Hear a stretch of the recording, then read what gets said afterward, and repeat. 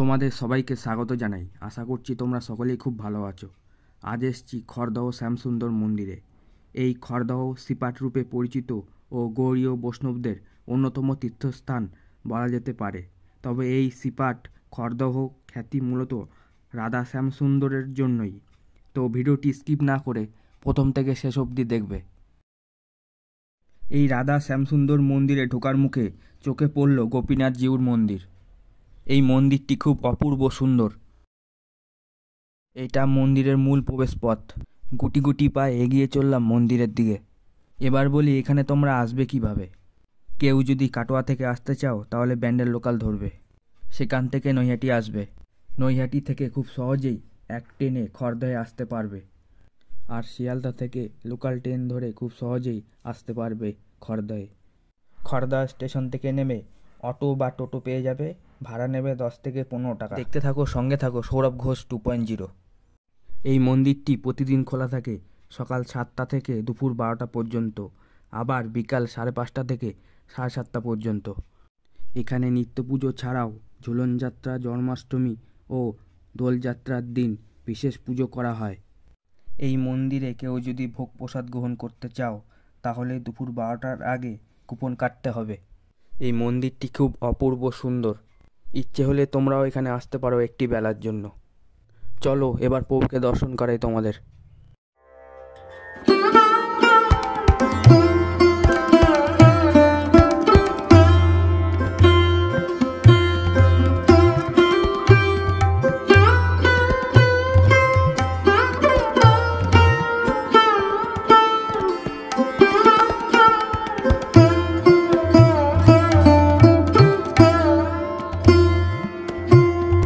বেলা যত বাড়ছে এখানে মানুষের ভিড়টাও আস্তে আস্তে বাড়ছে। এখানে অনেক দূর থেকে মানুষ আসে খড়দহের বিখ্যাত শ্যামসুন্দর মন্দিরটি দেখতে। এটি খড়দহের ঐতিহাসিক প্রাচীন মন্দির। এই মন্দিরের দোলযাত্রা, জন্মাষ্টমী ও ঝুলনযাত্রার দিন বিশেষ পুজো করা হয়।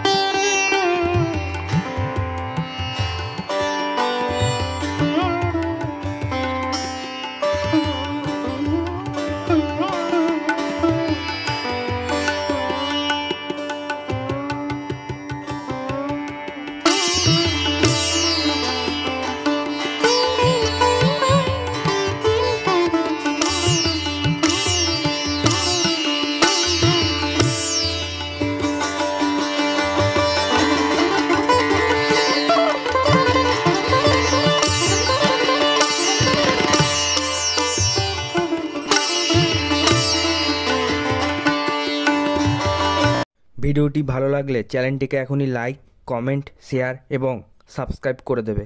ভালো থাকবে, সুস্থ থাকবে। দেখা হবে পরের ভিডিওতে।